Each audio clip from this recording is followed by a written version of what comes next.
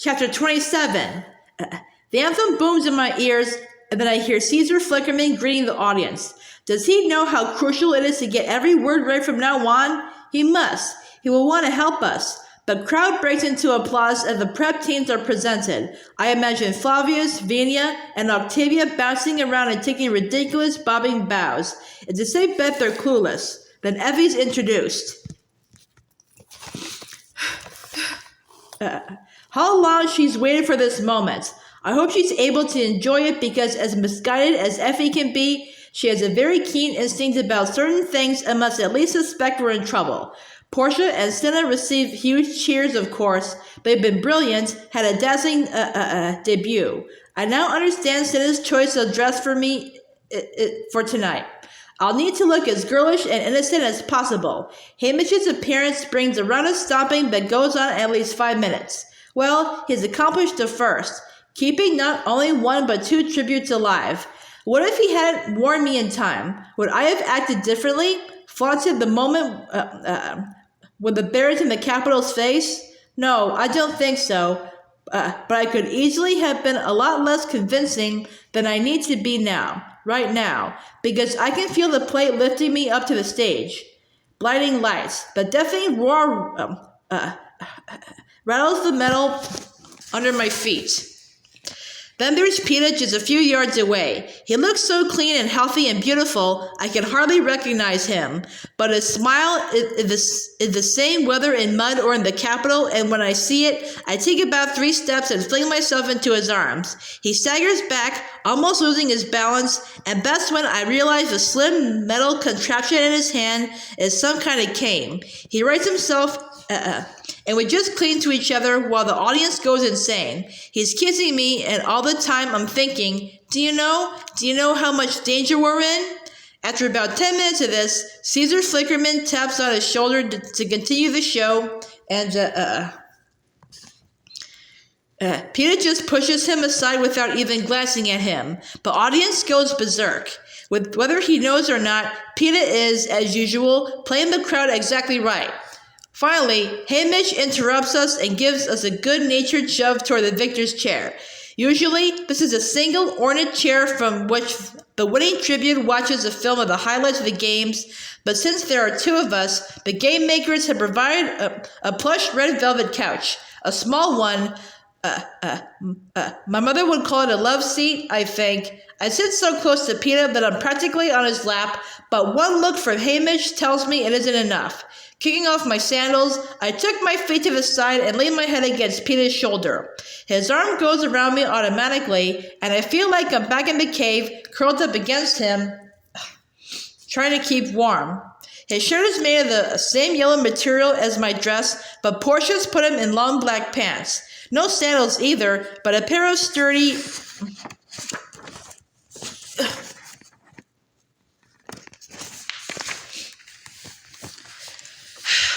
black boots he keeps solidly planted on the stage. I wish Senna had given me a similar outfit. I feel so vulnerable in this flimsy dress, but I guess that was the point. Caesar Flickerman makes a few more jokes, and then it's time for the show. This will last exactly 3 hours and is required viewing for all of Panem. As the lights dim and the seal appears on the screen, I realize I'm unprepared for this. I do not want to watch my 22 fellow tributes die. I saw enough of them die the first time. My heart starts pounding, and I have a strong impulse to run. How have the other victors faced this alone? During the highlights, they periodically show the winner's reaction up on a box in the corner of the screen.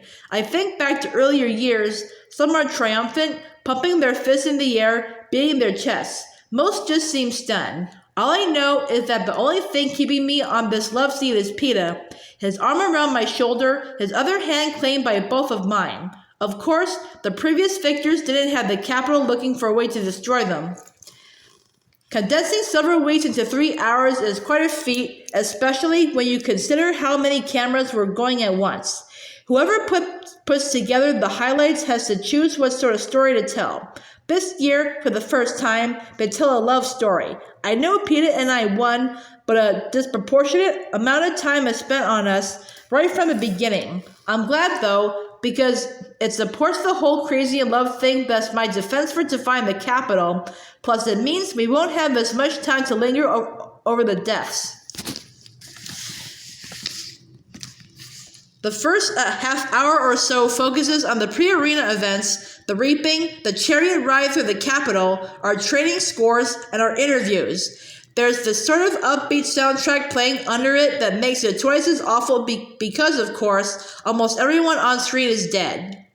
Once we're in the arena, there's detailed coverage of the bloodbath, and then the filmmakers basically alternate between shots of tributes dying and shots of us. Mostly Peeta, really. There's no question he's carrying this romance thing on his shoulders. Now I see what the audience saw, now how he misled the careers about me, stayed awake the entire night under the Tracker Jacker tree, fought Kano to let me escape, and even while he lay on that mud bank, whispered my name in his sleep. I seem heartless in comparison, dodging fireballs, dropping nests, and blowing up supplies until I go hunting for Rue. They play her death in full, the spearing, my failed rescue attempt, my arrow through the boy from District 1's throat, Rue drawing her last breath in my arms. And the song. I get to sing every note of the song. Something inside me shuts down and I'm too numb to feel anything. It's like watching complete strangers in another Hunger Games. But I do notice they omit the part where I cover her in flowers. Right, because even that smacks of rebellion. Things pick up for me once they've announced 2 tributes from the same district can live, and I shout out Peeta's name and then clap my hands over my mouth. If I've seemed indifferent to him earlier, I make up for it now by finding him, nursing him back to health, going to the feast for the medicine, and being very free with my kisses. Objectively, I can see the mutts and Kato's death are as gruesome as ever, but again, I feel it happens to people I have never met. And then comes the moment with the berries. I can hear the audience hushing one another, not wanting to miss anything. A wave of gratitude to the filmmakers sweeps over me when they end not with the announcement of our victory, but with me pounding on the glass door of the hovercraft, screaming Peeta's name as they try to revive him. In terms of survival, it's my best moment all night. The anthem's playing yet again, and we rise as President Snow himself takes the stage, followed by a little girl carrying a cushion that holds the crown. There's just one crown, though, and you can hear the crowd's confusion. Whose head will he place it on? Until President Snow gives it a twist, and it separates into 2 halves. He places the first around Peeta's brow with a smile. He's still smiling when he settles the second on my head, but his eyes, just inches from mine, are as unforgiving as a snake's. That's when I know that even though both of us would have eaten the berries, I am to blame for having the idea. I'm the instigator. I'm the one to be punished. Much bowing and cheering follows. My arm is about to fall off from waving when Caesar Flickerman finally bids the audience good night, reminding them to tune in tomorrow for the final interviews. As if they have a choice. Peeta and I are whisked to the president's mansion for the victory banquet, where we have very little time to eat as capital officials and particularly generous sponsors elbow one another out of the way as they try to get their picture with us. Face after beaming face flashes by, becoming increasingly intoxicated as the evening wears on. Occasionally, I catch a glimpse of Hey Mitch, which is reassuring, or President Snow, which is terrifying, but I keep laughing and thanking people and smiling as my picture is taken. The one thing I never do is let go of Peeta's hand. The sun is just peeking over the horizon when we straggle back to the 12th floor of the training center. I think now I'll finally get a word alone with Peeta, but Haymitch sends him off with Portia to get something fitted for the interview and personally escorts me to my door. Why can't I talk to him? I ask. Plenty of time for talk when we get home, says Haymitch. Good or bad, you're on air at 2. Despite Haymitch's running interference, I'm determined to see Peeta privately. After I toss and turn for a few hours, I slip into the hall. My first thought is to check the roof, but it's empty. Even the city streets far below are deserted after the celebration last night. I go back to bed for a while and then decide to go directly to his room, but when I try to turn the knob, I find my own bedroom door has has been locked from the outside. I suspect Hamish initially, but then there's a more insidious fear that the Capitol may be monitoring and confining me. I've been unable to escape since the Hunger Games began, but this feels different, much more personal. This feels like I've been in prison for a crime and I'm awaiting sentencing. I quickly get back in bed and pretend to sleep until Effie Trinket comes to alert me to the start of another big day. I have about 5 minutes to eat a bowl of hot grain and stew before the prep team descends. All I have to say is, the crowd loves you, and it's unnecessary to speak for the next couple of hours. When Cinna comes in, he shoos them out and dresses me in a white, gauzy dress and pink shoes. Then he personally adjusts my makeup until I seem to radiate a soft, rosy glow. We make idle chit-chat, but I'm afraid to ask him anything of real importance because after the incident with the door, I can't shake the feeling that I'm being watched constantly. The interview takes place right down the hall in the sitting room. A space has been cleared and the love seat has been moved in and surrounded by vases of red and pink roses. There are only a handful of cameras to record the events. No live audience at least. Caesar Flickerman gives me a warm hug when I come in. Congratulations, Katniss. How are you faring? Fine. Nervous about the interview, I say. Don't be. We're going to have a fabulous time, he says, giving my cheek a reassuring pat. I'm not good at talking about myself, I say. Nothing you say will be wrong, he says. And I think, oh, Caesar, if only that were true. But actually, President Snow may be arranging some sort of accident for me as we speak. Then Peeta's there looking handsome in red and white, pulling me off to the side. I hardly get to see you. Hamish seems bent on keeping us apart. Hamish is actually bent on keeping us alive, but there are too many ears listening, so I just say, yes, he's gotten very responsible lately. Well, there's just this and we go home. Then he can't watch us all the time, says Peeta. I feel a sort of shiver run through me, and there's no time to analyze why. Because they're ready for us. We sit somewhat formally on the love seat, but Caesar says, oh, go ahead and curl up next to him if you want. It looked very sweet. So I took my feet up and Peeta pulls me in close to him. Someone counts backward, and just like that, we're being broadcast live to the entire country. Caesar Flickerman is wonderful, teasing, joking, getting choked up when the occasion presents itself. He and Peeta already had the rapport they established that night of the first interview, that easy banter, so I just smile a lot and try to speak as little as possible. I mean, I have to talk some, but as soon as I can, I redirect the conversation back to Peeta. Eventually, though, Caesar begins to pose questions that insist on fuller answers. Well, Peeta, we know from our days in the cave that it was love at first sight for you from what, age 5? Caesar says. For the moment I laid eyes on her, says Peeta. But Katniss, what a ride for you. I think the real excitement for the audience was watching you fall for him.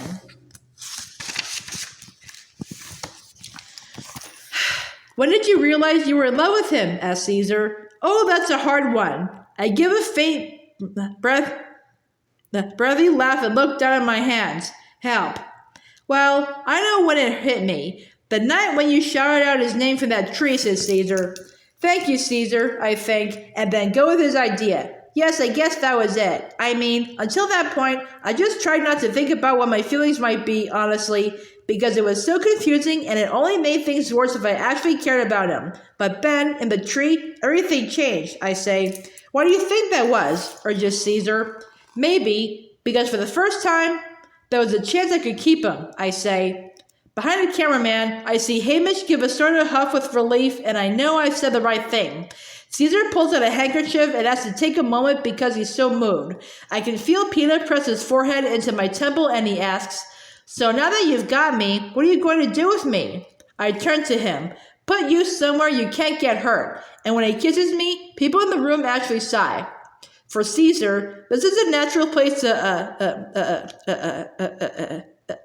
segue into all the ways we did get hurt in the arena, from burns to stings to wounds. But it's not until we get around to the mutts that I forget I'm on camera. When Caesar asks Peeta how his new leg is working out. New leg, I say, and I can't help reaching out and pulling up the bottom of Peeta's pants. Oh no, I whisper, taking in the metal and plastic device that has replaced his flesh. No one told you? Asks Caesar gently. I shake my head. I haven't had the chance, says Peeta with a slight shrug. It's my fault, I say, because I used that tourniquet. Yes, it's your fault I'm alive, says Peeta. He's right, says Caesar. He'd have bled to death for sure without it. I guess this is true, but I can't help feeling upset about it to the extent that I'm afraid I might cry, and then I remember everyone in the country is watching me, so I just bury my face in Peeta's shirt. It takes him a couple of minutes to coax me back out because it's better in this shirt where no one can see me, and when I do come out, Caesar backs off questioning me so I can recover. In fact, he pretty much leaves me alone until the berries come up. Katniss, I know you've had a shock, but I've got to ask. The moment when you pulled out those berries, what was going on in your mind? He says. I take a long pause before I answer, trying to collect my thoughts. This is the crucial moment where I either challenge the Capitol or went so crazy at the idea of losing Peeta that I can't be held responsible for my actions. It seems to call for a big dramatic speech, but all I get out is one almost inaudible sentence. I don't know, I just couldn't bear the thought of being without him.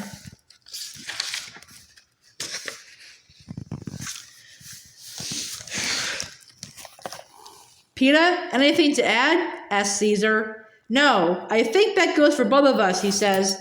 Caesar signs off and it's over. Everyone's laughing and crying and hugging, but I'm still not sure until I reach Haymitch. Okay, I whisper. Perfect, he answers.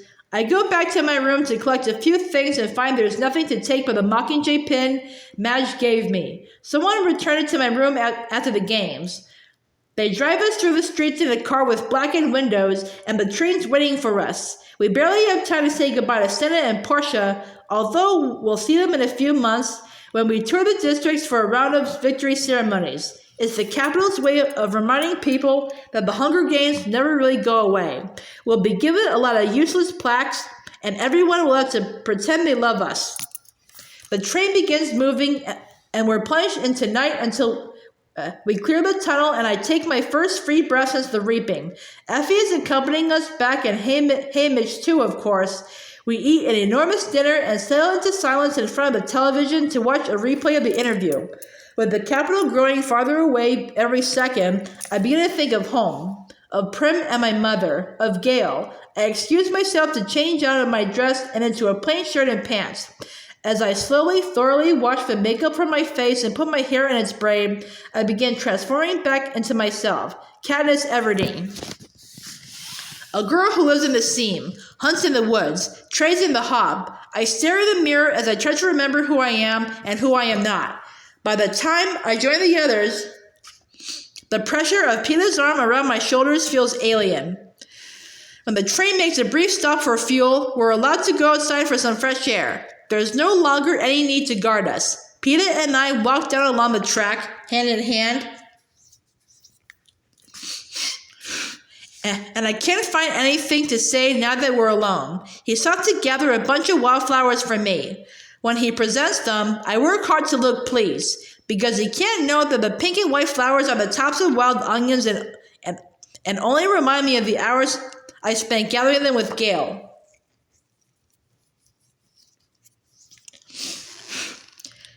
Gale. The idea of seeing Gale in a matter of hours makes my stomach churn. But why? I can't quite frame it in my mind. I only know that I feel like I've been lying to someone who trusts me. Or more accurately, to two people. I've been getting away with it up to this point because of the games. But there will be no games to hide behind back home. What's wrong? Peeta asks. Nothing, I answer. We continue walking past the end of the train, out where even I'm fairly sure there are no cameras hidden in the scrubby bushes along the track. Still no words come.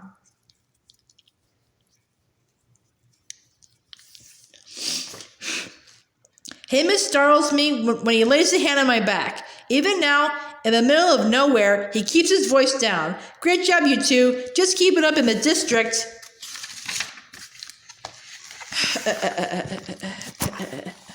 Until the cameras are gone. We should be okay. I watch him head back to the train, avoiding Peeta's eyes. What's he mean? Peeta asked me. It's the capital. They didn't like our stunt with the berries, I blurt out. What? What are you talking about? He says. It seemed too rebellious. So Hamish has been coaching me for the last few days. So it didn't make it worse, I say. Coaching you? But not me, says Peeta. He knew you were smart enough to get it right, I say. I didn't know there was anything to get right, says Peeta. So, what you're saying is, these last few days and then I guess, back in the arena, that was just some strategy you two worked out.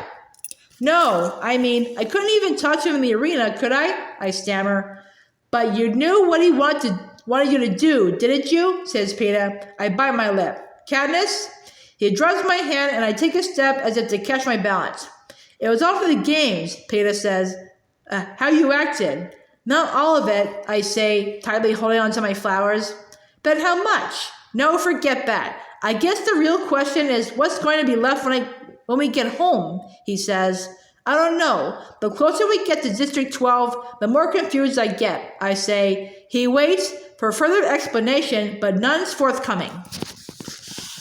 Well, let me know when you work it out, he says, and the pain in his voice is palpable. I know my ears are healed because, even with the rumble of the engine, I can hear every step he takes back to the train. By the time I've climbed aboard, Peeta has disappeared into his room for the night. I don't see him the next morning either. In fact, the next time he turns up, we're pulling into District 12. He gives me a nod, his face expressionless. I want to tell him that he's not being fair, that we were strangers, but I did what it took to stay alive, to keep us both alive in the arena. But I can't explain how things are with Gale because I don't know myself, that it's no good loving me because I'm never going to get married anyway, and he'd just end up hating me later instead of sooner. That if I do have feelings for him, it doesn't matter because I'll never be able to afford the kind of love that leads to a family, to children. And how can he? How can he after what we just been through? I also want to tell him how much I already miss him, but that wouldn't be fair on my part.